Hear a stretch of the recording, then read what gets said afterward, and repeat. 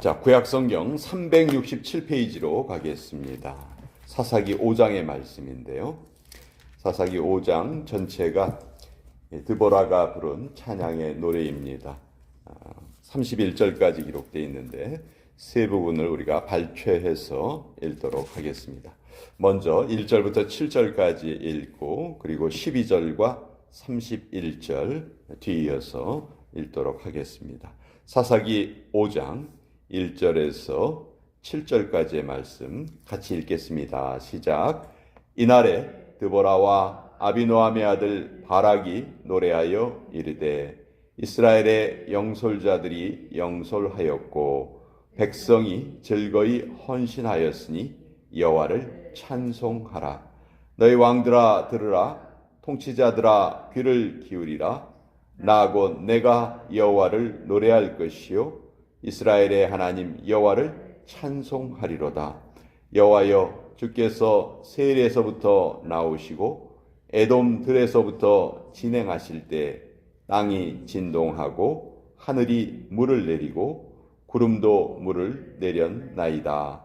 산들이 여호와 앞에서 진동하니 저 시내산도 이스라엘의 하나님 여호와 앞에서 진동하였도다. 아나세 아들 삼갈의 날에 또는 야엘의 날에는 대로가 비었고 길의 행인들은 오솔길로 다녔도다. 이스라엘에는 마을 사람들이 그쳤으니 나 드보라가 일어나 이스라엘의 어머니가 되기까지 그쳤도다. 자, 12절의 말씀 우리 같이 읽습니다. 시작. 깰지어다 깰지어다 드보라여 깰지어다 깰지어다 너는 노래할지어다. 일어날지어다. 바락이여 아비노함의 아들이여 내가 사로잡은 자를 끌고 갈지어다. 31절의 말씀 읽겠습니다. 시작. 여호와여 주의 원수들은 다 이와 같이 망하게 하시고 주를 사랑하는 자들은 해가 힘있게 돋음같게 하시옵소서 하니라. 그 땅이 40년 동안 평온하였더라. 하나님의 말씀입니다. 아멘. 자, 이 사사기에는 12명의 사사의 이름이 기록되어 있죠. 그 12명의 사사 중에서 유일한 여자 사사가 바로 이 드보라입니다. 사실 그 시대는 모든 것이 보수적인 시대였기 때문에 남성 위주의 사회였고 특히 유대인들은 그런 면이 훨씬 더 강했습니다. 자, 그 시대에 하나님께서 드보라를 들어 쓰셨다는 것은 많은 것을 우리에게 알려주십니다. 남자들이 사회의 전반적인 것을 다 감당하고 있었을 때 왜 하나님께서는 드보라를 사사로 세우셨을까? 사사는 우리가 아는 것처럼 여호수아가 죽은 후에 이스라엘 12지파가 땅을 배분을 받지요. 그 이후에는 하나의 구심점이 없이 그때그때 하나님께서 사사라고 불리우는 사람, 그 사사라고 이제 재판관이라고 불리기는 하는데 더 정확한 표현은 최고 의사 결정자 그렇게 우리가 생각하면 좋을 것 같아요.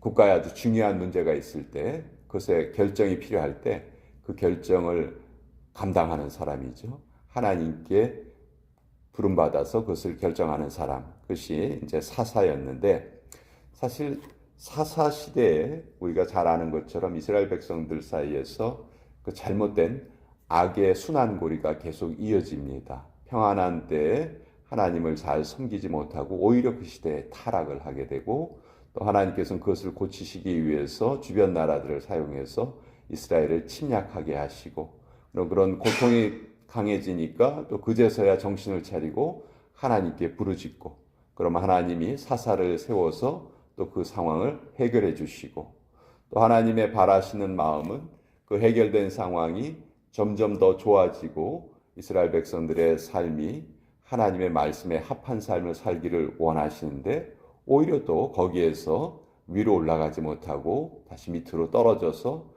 똑같은 이 5차례의 순환 고리를 7번이나 반복하는 내용이 이제 사사기에 기록되어 있습니다. 사실 왜 여호수아가 후계자를 세우지 않았는가 많은 질문이 있죠. 여호수아는 당시 레위인들에게 그 사명을 맡겼습니다.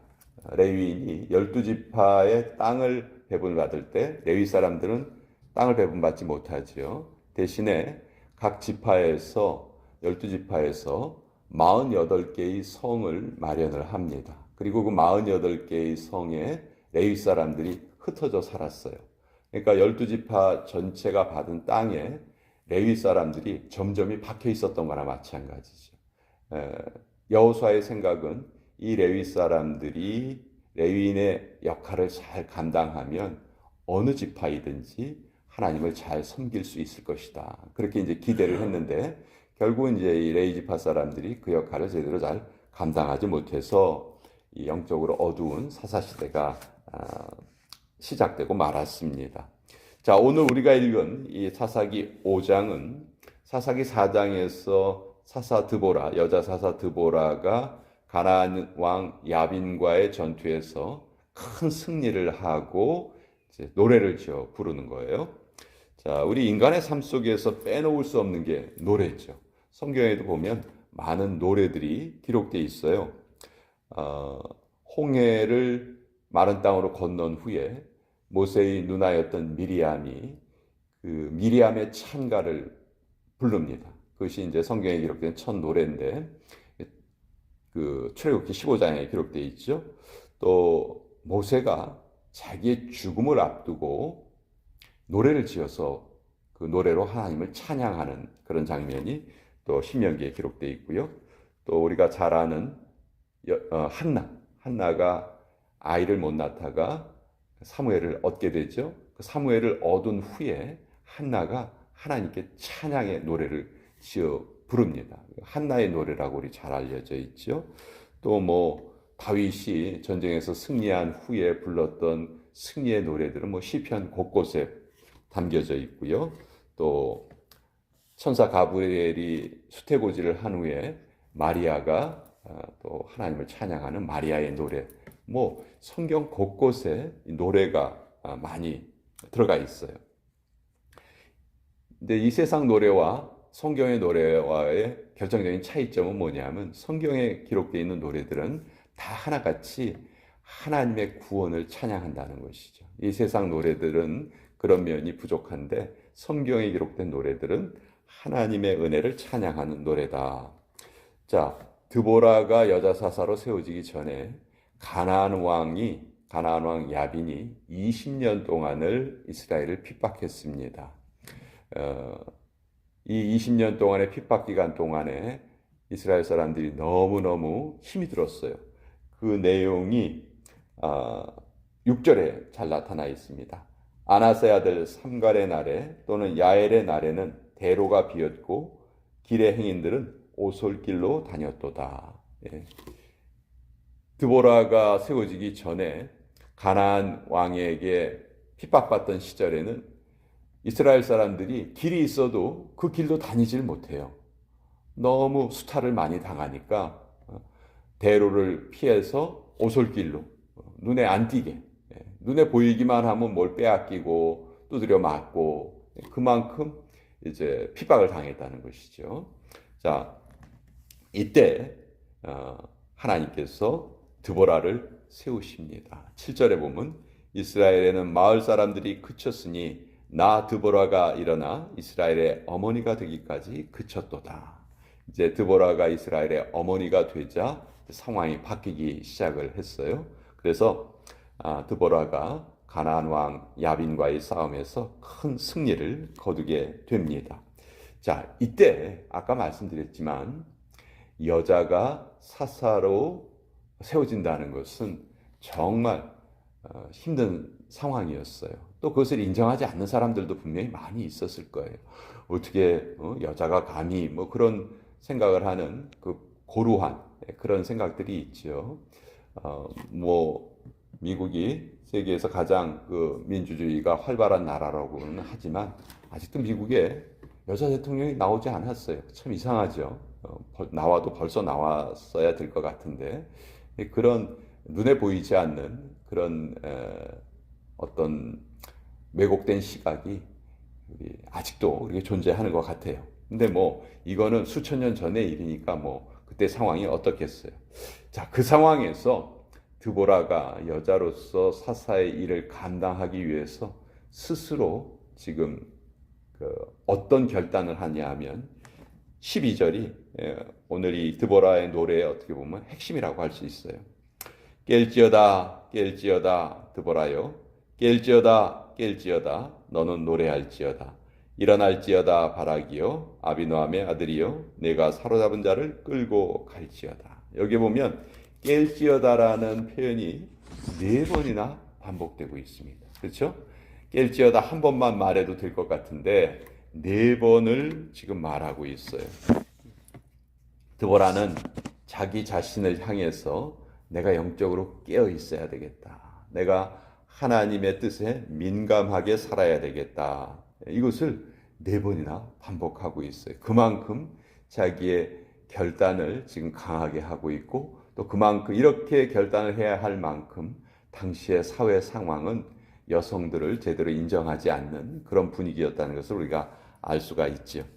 자, 오늘 우리가 하나님의 백성으로서 우리에게 주어진 사명 중에 하나가 깨어 있으라, 그 사명이죠. 그렇죠? 잠자지 말고 깨어 있으라. 저 지금 깨어서 활동하고 있는데요. 그런 의미가 아니죠.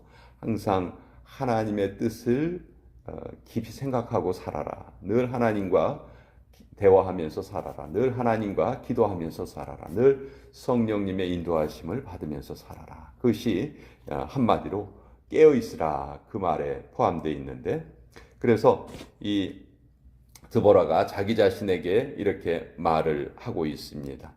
자, 드보라는 이 노래를 통해서 당시에 이 드보라의 이 사사됨에 찬성을 한 무리가 있었고 또 반대했던 무리들이 있어요. 그래서 실제로 싸움을 할 때도요, 어떤 지파는 열심히 도와줬지만 뭐 스불론, 납달리 이런 지파, 베냐민 지파 이런 지파들은 잘 도와줬어요.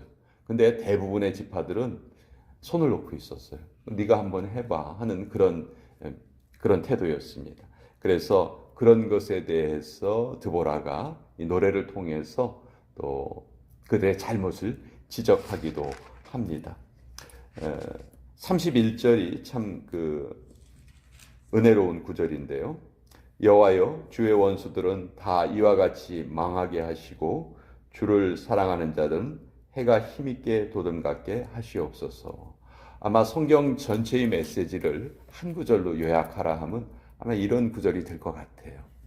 성경 전체가 하나님을 믿는 자와 믿지 않는 자가 대조가 돼 있잖아요. 그리고 그 마지막도 성경은 정확하게 표현을 하고 있죠. 성경만큼 확실한 책이 없어요.